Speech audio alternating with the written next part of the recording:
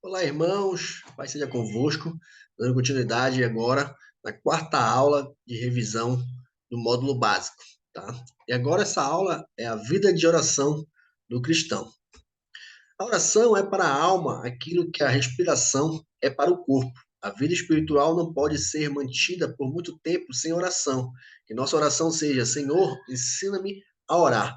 Então nós, como cristãos, nós precisamos, né, de oração como alimento ali para a nossa alma, né? E nós precisamos estar em constante oração para nós nos mantermos fortes espiritualmente, né? E pedimos sempre ao Senhor para Ele nos ensinar a orar, né? A nos mantermos ali fortes espiritualmente, né? Então, um plano poderoso de oração, né? Então, muitos cristãos não têm uma vida de oração intensa, porque simplesmente não possuem um esquema, né? Uma organização, uma agenda, né? Um plano bem elaborado que facilite o sucesso na sua vida de oração. Segue um esquema de oração que fará de você um cristão vitorioso e cheio do Espírito Santo.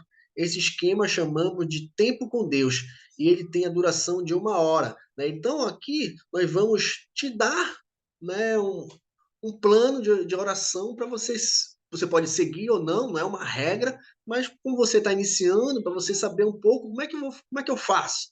Né? Então, nós vamos te ajudar um pouco nisso aí, né? Nesse sentido, nesse plano de oração. Né? Então, 5 minutos, né, você vai adorar a Deus. Tá? Então, o cristão deve, nesse momento, expressar em palavras o que Deus é e o que ele pode fazer. Né? Então você vai estar ali adorando ao Senhor, né? Engrandecendo o nome dele. Né? Então 5 minutos você vai estar fazendo isso. 5 minutos depois você vai estar o quê? Vai estar tendo uma confissão ali de pecados. Né? Então você tem que falar nominalmente, tá? O pecado. Não vai falar assim, Deus, perdoe os meus pecados. Não. Você vai falar nominalmente cada pecado, tá? Então, em 5 minutos você vai estar fazendo isso. Então, esse momento é muito importante na vitória do cristão contra o pecado. O cristão deve confessar nominalmente os seus pecados, suas fraquezas e aceitar o perdão de Deus e rogar por sua transformação. Né? Então, é um momento muito bom de você realmente estar ali se arrependendo, né? Você tendo agora ali um novo caminho, né? Traçando ali um novo destino para você realmente seguir adiante. Aí depois, 15 minutos de intercessão. Então, o cristão deve ter, nesse momento, uma lista de oração em suas mãos para apresentar diante de Deus e acompanhar as respostas de Deus na sua vida. Né? Esse momento de intercessão, né, pode ser em 3 áreas, né? Você decide, né? Então, uma pode ser a obra de Deus, né? Sua vida pessoal, sua vida familiar. Né? Então, você escolhe, tá? Mas você vai estar intercedendo ali. Você pode escrever no caderno, ou então pode estar na sua agenda, enfim, você vê isso aí para você realmente obter essas respostas dessa intercessão. Aí depois, 5 minutos, você vai ter agradecimento e louvor. Né? Então, esse momento é muito importante para fortalecer a fé do cristão, pois o louvor é um ato de quem confia em Deus. Né? Então, esses 5 minutos você vai só agradecer, né? Ali louvar ao Senhor, né? Agradecendo por tudo que Ele tem feito na sua vida. Né? Então, isso é um momento muito bacana, ter esse momento de gratidão. Né? Porque muitas pessoas elas não têm gratidão.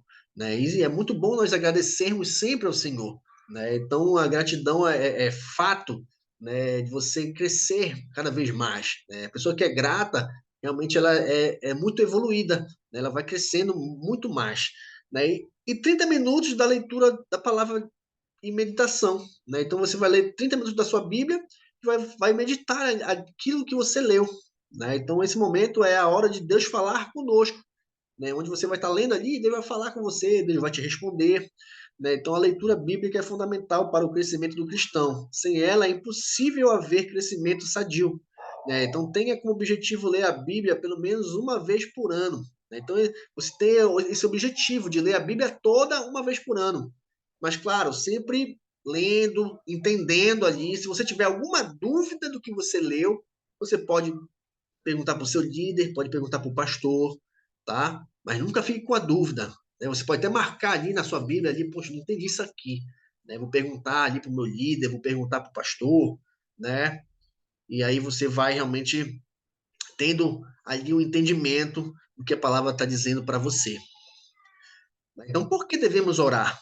Porque Deus insistentemente ordena na Bíblia e é o caminho para que recebamos as bênçãos que precisamos, né? Então, lá em Lucas 18, capítulo 18, versículo 1 ao 8, vai falar sobre a parábola do juiz iníquo, né? Que existia uma mulher que ela insistentemente orava ali pedindo para que o juiz viesse ver a causa dela. E de tanta insistência e oração ali, o juiz ele acaba cedendo e fazendo o pedido daquela mulher. Né? Por isso que nós devemos sempre orar incansavelmente, né, pelos nossos pedidos, né, por pessoas. Né? Então isso é muito forte, né, porque a nossa oração ela vai movendo, né, o espiritual, porque no espiritual já está realizado. Nós só vamos concretizar no mundo natural. Né? Então, isso é muito interessante. Nós temos que sempre estar em constante oração. Né? Então, Jesus nos conta a parábola do juiz iníquo para nos mostrar que aquele que persevera na oração com fé nunca deixará de ser atendido nos seus pedidos e desejos. A perseverança da nossa oração revela a nossa humanidade diante de Deus e faz com que sejamos fiéis ao que nos propomos. Lições da oração. Né? A primeira coisa é que é dirigida ao Pai, né? Dirigida a Deus. Lá em João, capítulo 16, versículo 23, fala assim: naquele dia vocês não me perguntarão mais nada. Eu lhes asseguro que meu Pai lhes dará tudo o que pedires em meu nome. Né? Então, realmente, nós temos que dirigir nossa oração a Deus. Né? Isso é muito interessante. Por isso que quando começa a oração do Pai Nosso, fala Pai Nosso que estás no céu. Né? Então, por quê? É dirigida a Deus, é dirigida ao nosso Pai. E a outra é em nome de Jesus. Lá em João, capítulo 14, versículo 13, fala assim: E eu farei o que vocês pedirem em meu nome, para que o Pai seja glorificado no Filho. Né? Então, tudo no nome de Jesus. Né? Mas não vai usar o nome de Jesus como fosse um amuleto. Né? Não, é no nome dele, porque ele tem autoridade. Né? Para ele nada é impossível, tá? Então você saber usar o nome de Jesus, não vai usar o nome de Deus em vão, né? Tem que usar o nome de Jesus ali com autoridade, né? Para que as coisas venham a acontecer. E a outra coisa é no Espírito Santo, lá em Judas capítulo 1, versículo 20. Edifiquem-se, porém, amados, na santíssima fé que vocês têm, orando no Espírito Santo, né? Ali estando cheio do Espírito, né? Ali fortalecido ali, para que as coisas venham ser realizadas, né? Pela fé, né? Porque sem fé é impossível agradar a Deus. Então nós temos que ter fé na nossa oração. Lá em Mateus capítulo 21, versículo 22, fala assim: E tudo que pedires em oração, se crerem, né? E se crerem, é o que? É ter fé. Vocês receberão. Porque tem muitas pessoas que elas não têm fé, elas têm a dúvida. Né? Então a dúvida é o oposto da fé. Então, se você tiver fé, as coisas vão se realizar. Tá? Mas tem que ser aquela fé fervorosa, aquela fé forte. Né? Não pode ser aquela fé motivacional, aquela fé, não, vai dar tudo certo. Né? Não, não é isso. Tá? É uma fé que você tenha certeza. Por isso que a palavra fala, né? Que a fé é a certeza das coisas que se esperam e a convicção de fatos que não se veem. Então a fé é a certeza, né? Então não é a dúvida, é a certeza. Então se você tiver certeza, você vai alcançar a vitória. Conforme a vontade de Deus. Lá em 1 João capítulo 5, versículo 14, fala assim: Esta é a confiança que temos ao nós aproximarmos de Deus. Se pedimos alguma coisa de acordo com a sua vontade, ele nos ouve. Né? Então, se tudo aquilo que nós pedimos for da vontade de Deus, ele vai nos responder, ele vai conceder ali, né, os nossos pedidos. Né? Porque se aquilo que você pede e você não recebe, é porque não é da vontade de Deus. Né? Não é da vontade de Deus. Pode até demorar, mas você tem que ter essa percepção, né? Que você orar ali e falar, Deus, será que é da tua vontade isso? Será que realmente está alinhado com os teus propósitos? Então, tudo isso você tem que pedir, porque a palavra fala, né, que pedis e não recebeis porque pedis mal, né? Por que se pedis mal? Porque aquilo não tá alinhado com as coisas de Deus, né? Tá com com coisas erradas às vezes, né? O coração não é aquele coração que Deus quer, né? Por isso que às vezes as nossas orações não são respondidas por conta disso, né? Então, se pedirmos alguma coisa de acordo com a vontade de Deus, né? Ele nos ouve, ele vai nos atender, tá? Mas se não for, se for uma coisa que invade contra os princípios de Deus, né? Pode esquecer que não vai receber não, tá? E não vai escutar. Obstáculos à oração, né? Primeira coisa é pecados não confessados, tá? Vai, vai interromper a sua oração aí, você não vai conseguir a vitória. Lá em Isaías 59, 2 fala assim: Eis que a mão do Senhor não está encolhida para que não possa salvar, nem agravado o seu ouvido para não poder ouvir. Mas as vossas iniquidades fazem separação entre vós e o vosso Deus, e os vossos pecados encobrem o seu rosto de vós para que não vos ouça. Né? Então, o pecado ali, a iniquidade que vamos vivendo, né, ela realmente afasta, né, o homem de Deus, né? E realmente as orações de Deus não vão ser ouvidas, aí não vai, né, nos ouvir por causa disso, por causa desse afastamento, tá? Um outro obstáculo à oração é a recusa de perdão, tá? O perdão é uma coisa muito séria, tá, gente? Então você tem que realmente, né, perdoar, né, pedir perdão, né? Então isso é muito bom para a nossa vida espiritual. Lá em Mateus capítulo 6, versículo 14 e 15, fala assim: Porque se perdoardes aos homens as suas ofensas, também vosso Pai Celestial vos perdoará a vós. Se, porém, não perdoardes aos homens as suas ofensas, também nosso Pai vos não perdoará as vossas ofensas. Olha essa, né? Se você perdoar, você vai ser perdoado, né? Se você não perdoar, você não vai ser perdoado. Por isso que a palavra fala, né, que bem-aventurado os que têm misericórdia, né, os que fazem misericórdia, pois terão misericórdia. Né? Então nós temos que ter misericórdia, porque como nós falhamos também, a outra pessoa pode falhar com a gente, e nós temos que perdoar para que Deus venha nos perdoar também.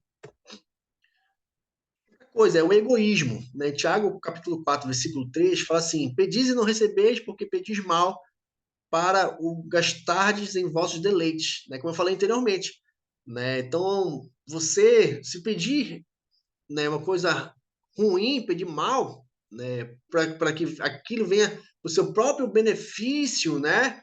Para aquilo ali você se realizar nos seus próprios desejos, suas próprias vontades, né? Tá de contra o que Deus quer, porque Deus quer que você venha fazer a vontade dele, não a nossa vontade. Né? Então, realmente é um egoísmo aí. Né? Então, você não pode ter esse obstáculo. Outra coisa é desarmonia no lar.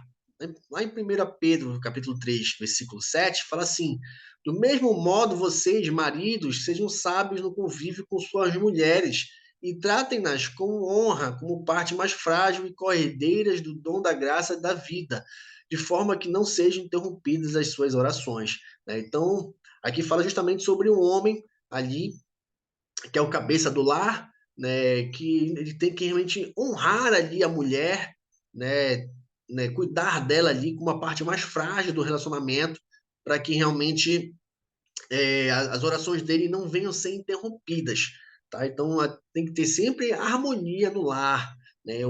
Uma família é projeto de Deus, um casal, né? Ele propaga realmente a Cristo, mostra ali que é um casal abençoado, que é um casal usado, né? Então você precisa ter essa harmonia no seu lar.